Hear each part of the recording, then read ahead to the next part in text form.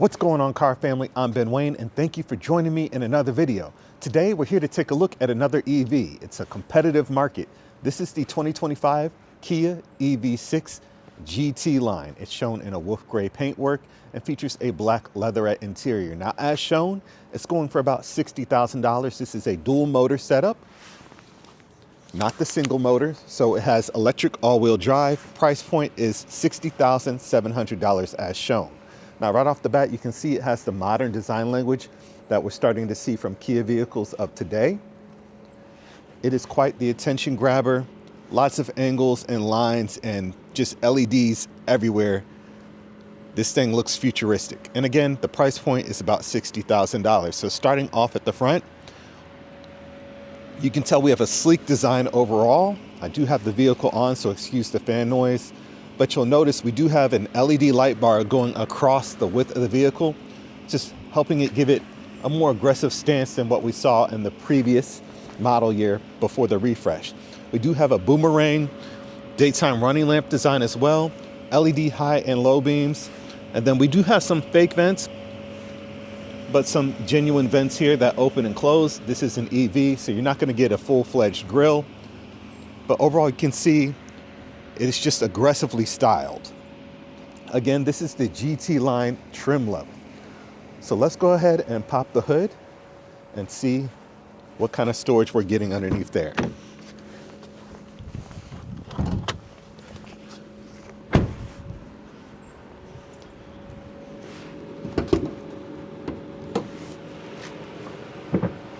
So first off, there is no manual hood strut. So it's just simply pop that hood latch and then lift. All right, so that's a nice touch.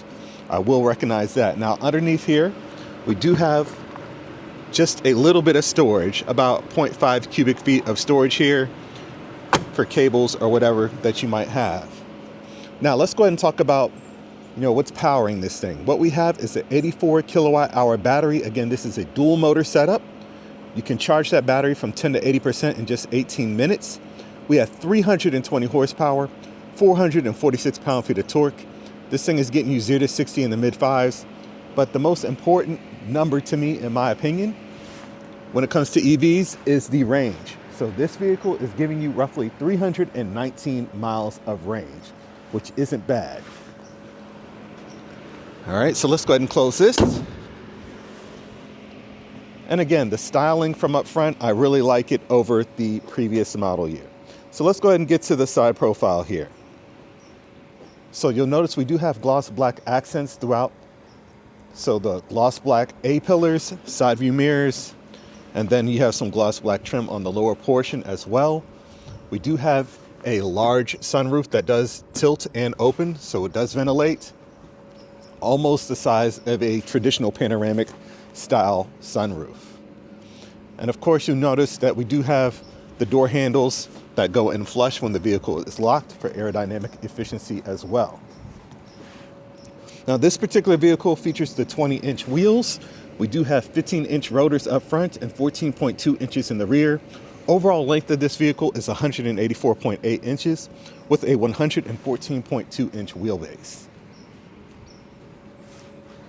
Now let's make our way towards the back.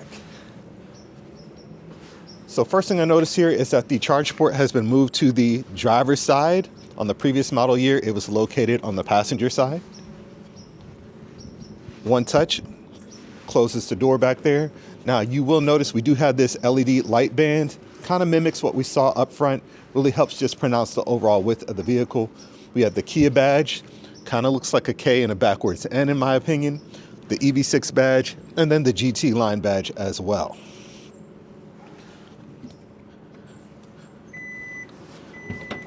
Let's check out the storage capacity. So when it comes to the storage, you're looking at about roughly 30 cubic feet with the second row up. If you want to increase that, drop that second row. That'll take you to about 55 cubic feet of storage. One touch brings down the power tailgate. I do like how this spoiler has been integrated into the design. But overall, the theme is really quite modern. Let's go ahead and check out the interior before we take this out on a test drive. So again, the interior is finished in a black and kind of off-white leatherette material. The seats are fairly comfortable. We do have 3 levels of ventilation and heating. The ventilation works exceptionally well in these seats. Driver's side is about 12-way power adjustable.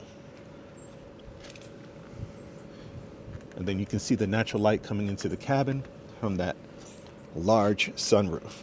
Now, taking a look at the door panels, it's covered in an injection molded material. We have silver accents for your door handles, 2-position seat memory, controls for your windows and side view mirrors, lock and unlock button as well, and some storage on the bottom of the door. We do have some cream accents on the door as well.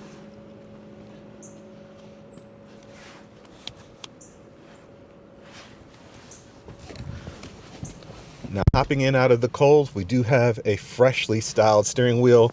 Kind of has this flat top and bottom. You do have the drive mode selector on the bottom of the steering wheel as well, and then controls to control your infotainment system and instrument cluster. We do have a dual 12.3-inch setup, and I am happy to report we do have wireless Apple CarPlay. I believe in the last EV6 I reviewed, you had to connect your phone via a cable, which was a total buzzkill.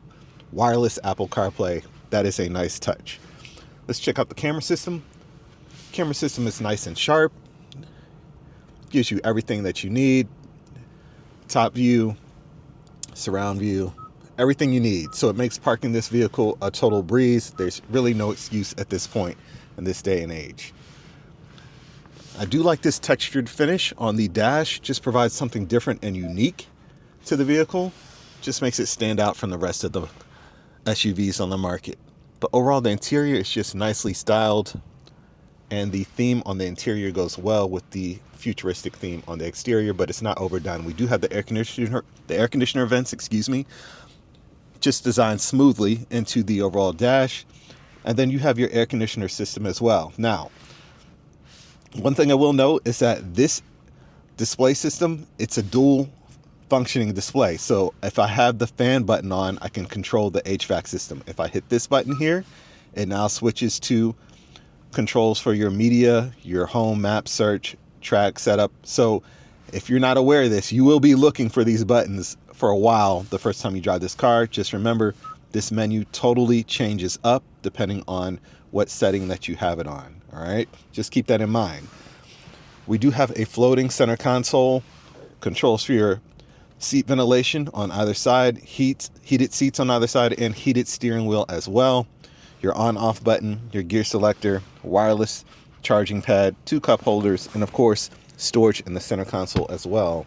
Now, coming lower, this is a 2-tiered center console. We do have storage here, 12-volt outlet, and then 2 USB Type-C ports here as well.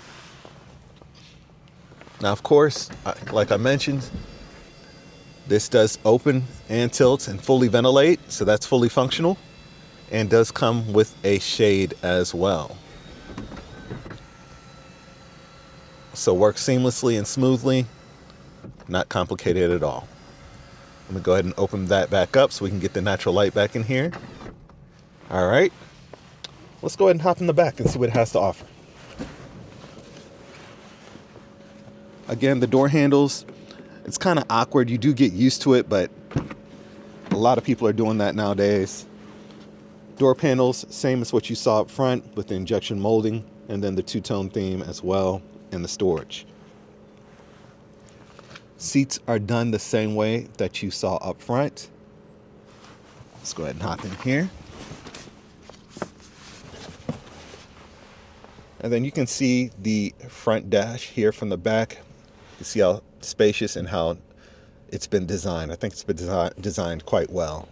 And then again, the natural light coming into the cabin. I'm sitting behind myself and I feel like I have a ton of space back here. You could easily sit back here for quite some time. Now, in terms of headroom, I feel like there's decent headroom in here, even though the roof it's kind of angled down due to the profile of this vehicle.